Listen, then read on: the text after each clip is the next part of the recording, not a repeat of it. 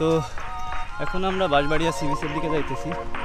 Banshbaria C বিচটা cover করব, দেন Kuliyakhali C বিচে যাব।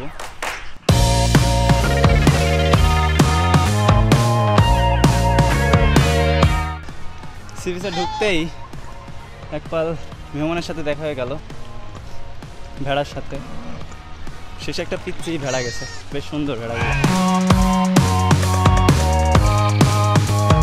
তো চলে আসছি বাঁশবাড়িয়া সি বিচে।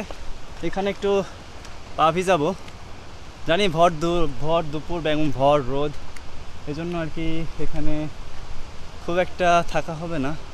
তবুও এখানে একটু বিউটি এনজয় করে দেন বিকালটা হচ্ছে গুলিয়াখালী সি বিচে কাটাবো। এখানে তাও ভালোই লাগছে, এখানে বাতাস আছে একটু, এই জন্য রোদ মনে হচ্ছে না।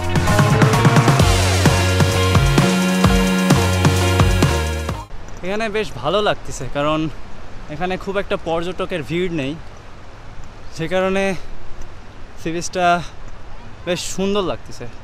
যারা সীতাকুণ্ড আসবেন, কুলিয়াখালী যাওয়ার আগে এখানে আসতে পারেন, কারণ এখানে খুব একটা পর্যটকের ভিড় নাই, যে কারণে ভিউগুলা আরও বেশি সুন্দর লাগতেছে, আরও ইনসেইন, আরও অথেন্টিক লাগতেছে ভিউগুলা।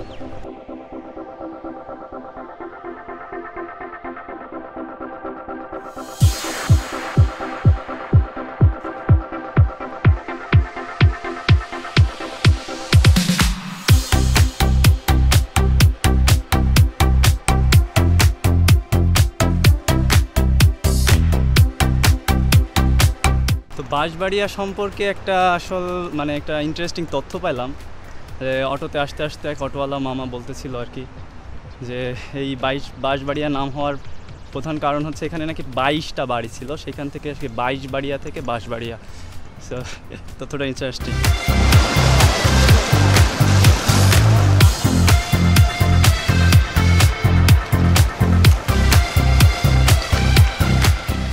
এখন আবার দেখতেছি টুকটাক পর্যটক আসা শুরু করছে।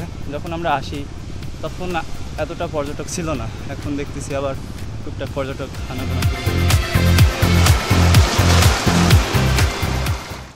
এখান থেকে ভিউগুলা বেশ জোস, আর এখানে বেশ জোয়ার ভাটা আসতেছে, খুব ভালো লাগছে এখানে বসে। কিন্তু সূর্যটাও এখান থেকে বেশ সুন্দর লাগতেছে, যদি সূর্যাস্তটা এখানে দেখতে পারতাম খুব ভালো লাগতো, কিন্তু কিছু করার নেই, গুলিয়াখালীতে যাইতে হবে। সো এখান থেকে আর সূর্যাস্ত দেখা হবে না। যদি তখন আবার আসি ইনশাল্লাহ এখান থেকে সূর্যাস্ত দেখব। তো বিদায় জানায় চলে যেতে হবে। আরেকটু বিদায় যাইতাম, বেশ বড় বড় জোয়ার আসতেছে। তো আরেকটু ভিউ এনজয় করে গুলিয়াখালী চলে যাব।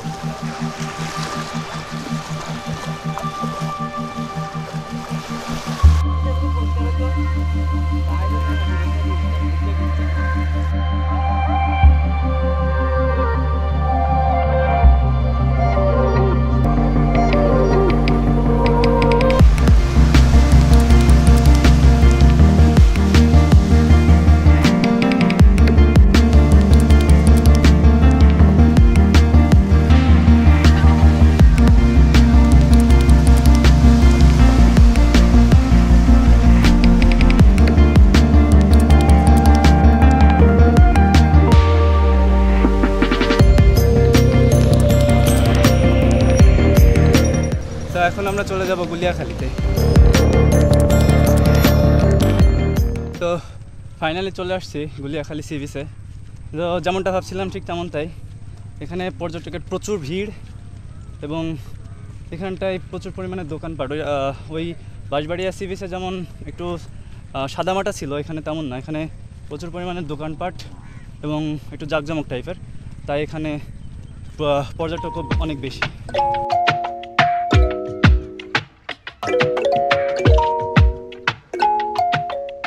বাঁশবাড়িয়া সি বিচ থেকে আসতে আমাদের বেশ দেরি হয়ে গেছিলো, সো ভয়ে ছিলাম যে সানসেটটা দেখতে পাবো কি না। এখানে আসার মূল উদ্দেশ্যই হচ্ছে সানসেটটা দেখা, তো এটা না দেখতে গেলে পুরাই লস হয়ে যেত। তো কপালটা খুব ভালো, লাকি বলতে পারেন, যে মানে একদম সানসেটের সময় এসেই পৌঁছাইছি, তো সানসেটটা উপভোগ করতে পারবো।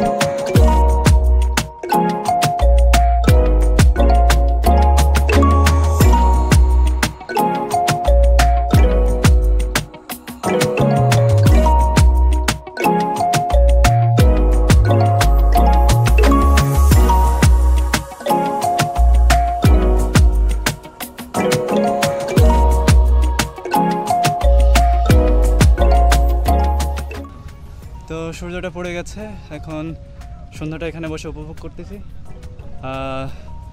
সমুদ্রের নির্মল ঠান্ডা বাতাস বেশ অসাধারণ লাগছে।